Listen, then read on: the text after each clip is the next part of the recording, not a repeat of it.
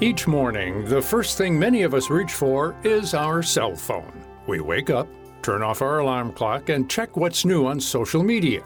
We scroll through the endless feeds of pictures, story updates, and embedded advertisements. This routine can quickly turn into a natural reflex, spilling over into all parts of our day. From Instagram to Facebook to Snapchat, we get a certain high from following the lives of others and sharing our own. Seeing the likes that follow a post can make us feel accepted.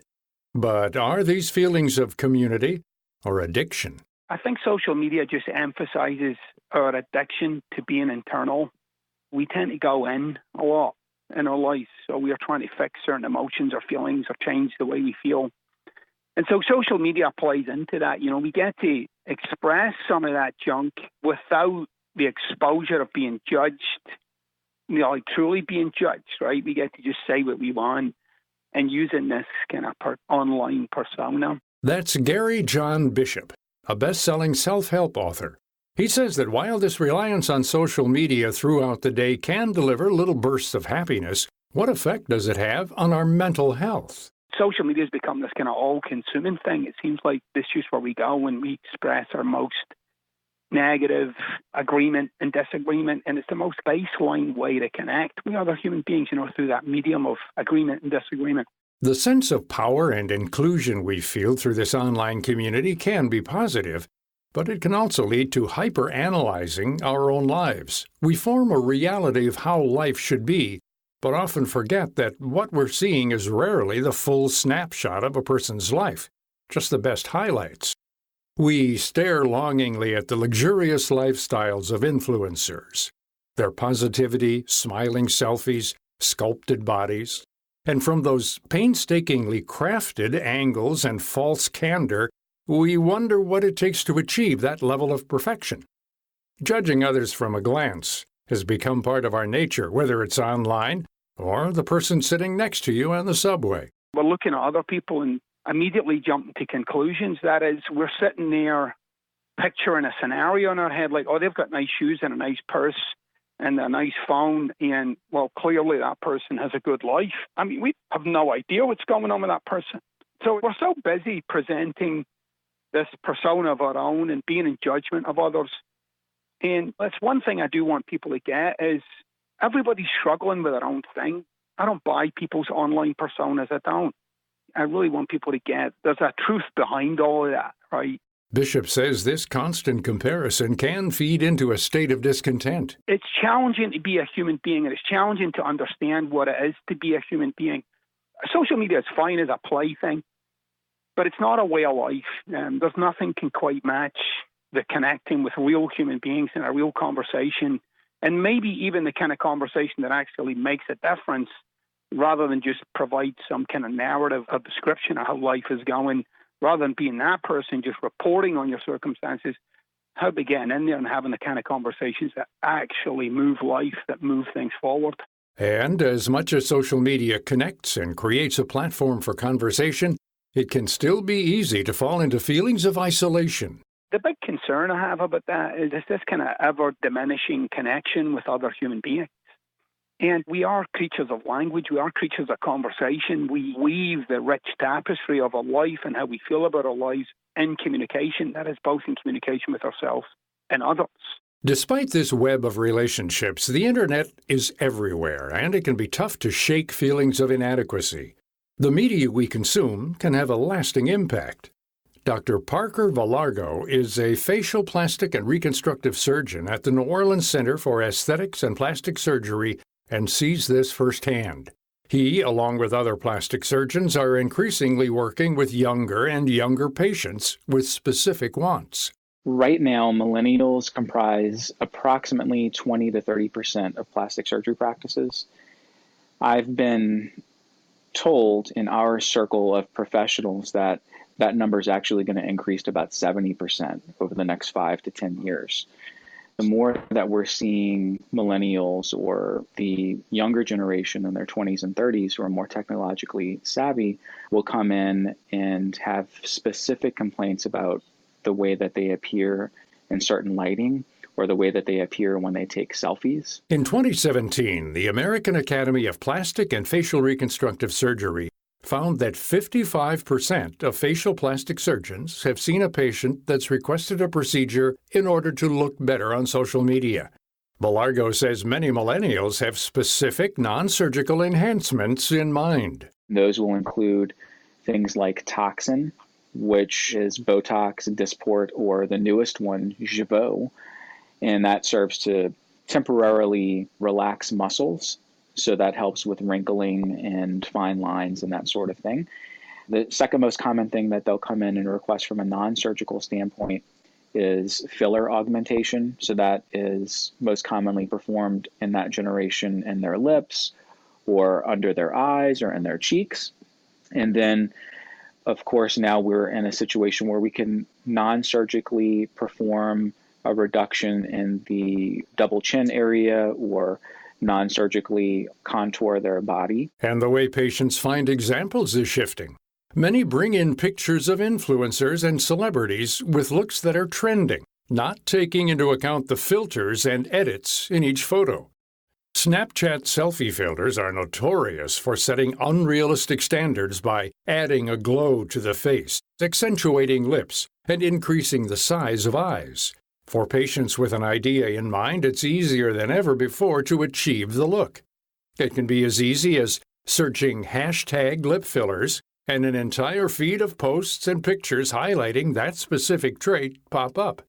Influencers in their 20s and early 30s are partnering with brands that offer services like wrinkle-reducing Botox and marketing the benefits of getting a quick touch-up. Belargo says this ease of changing who you are to match who you look up to on social media needs to be re-examined. The more that we constantly post pictures that are retouched, perhaps to get rid of some, minor flaws in the skin or minor wrinkling. And the more we continue to retouch photographs, the more we as a society are setting the stage for an unrealistic expectation of what beauty is. At only 21 years old, Kylie Jenner is a well-known reality star and a billionaire through the success of her cosmetics brand, Kylie Cosmetics. In 2015, Jenner admitted that she had received lip fillers to enhance her pout. Immediately, fans from around the world, from teens to adults, followed suit as they admired Jenner's lifestyle and appearance. The confession also led to a viral online following that showed teens using bottles or suction devices to temporarily enlarge their lips. Belargo says this idolization of influencers and celebrities is a big issue that will only grow if not addressed.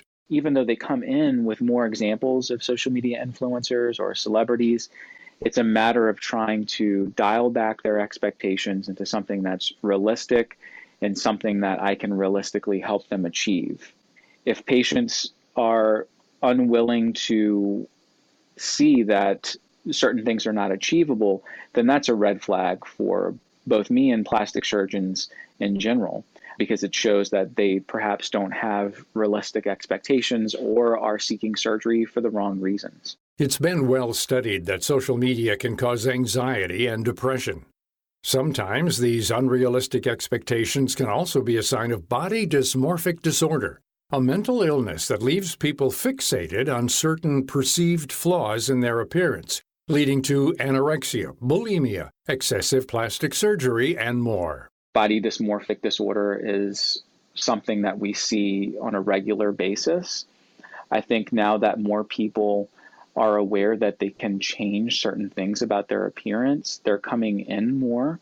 And perhaps it's just the intake in us seeing more patients that has given us the appearance that we're diagnosing body dysmorphic disorder more. Having said that, plastic surgeons in general are very poor at diagnosing body dysmorphic disorder.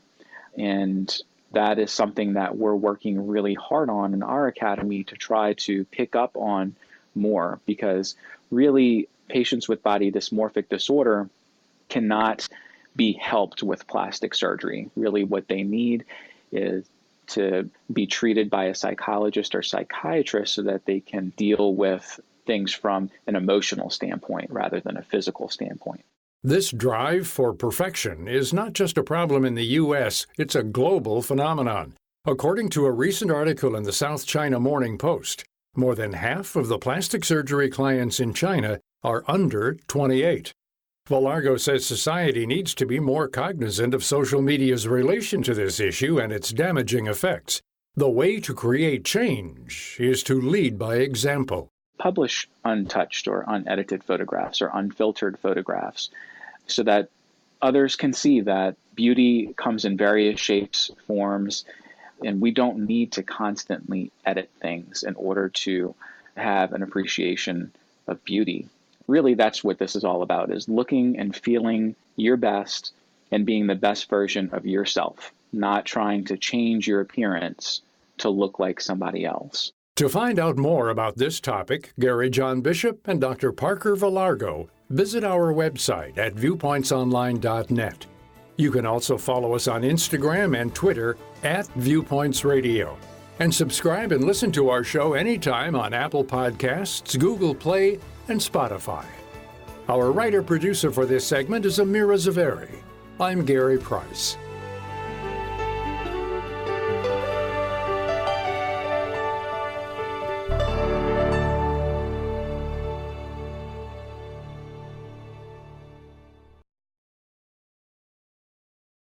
Hi, I'm Diane Guerrero, and while orange is still the new black, oranges and fresh fruit help nourish communities and provide oxygen for clean air. That's why I dig fruit trees. And I'm planting alongside VitaFusion Gummy Vitamins and the Fruit Tree Planting Foundation to plant 200,000 fruit trees, generating 28 million pieces of nutrient-rich fruit and 33 million pounds of oxygen, so people can breathe easier, improve the soil quality, and make a positive impact on our planet for generations to come. Visit WeDigFruitTrees.com. Trying to sell your old car? Instead, donate your vehicle to Heritage for the Blind. Pickup is free and your donation is tax deductible. Just call 1-800-835-1478. Heritage for the Blind accepts cars, vans, trucks, and boats, whether they run or not. Donate your vehicle and you'll receive a free 3-day vacation voucher to over 50 locations. Call 1-800-835-1478. That's 1-800-835-1478. Thank you for listening to Viewpoints Radio, a production of Media Tracks Communications. If you enjoyed this broadcast, please support our show by subscribing, sharing it with a friend, and leaving a review on Apple Podcasts.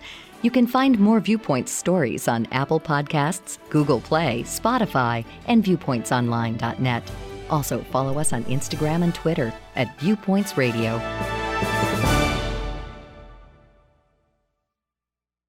Coming up on Viewpoints. This is a trait to do with how open-minded you are. We seem to find that's quite a prominent trait, actually, to determine the types of emoji people use. How do the emojis you use reflect who you are? Then, it's cost 6 people their lives, and it's cost many others their fortunes and their sanity. An innocent hobby turned into deadly obsession next week. on your public affairs magazine, Viewpoints.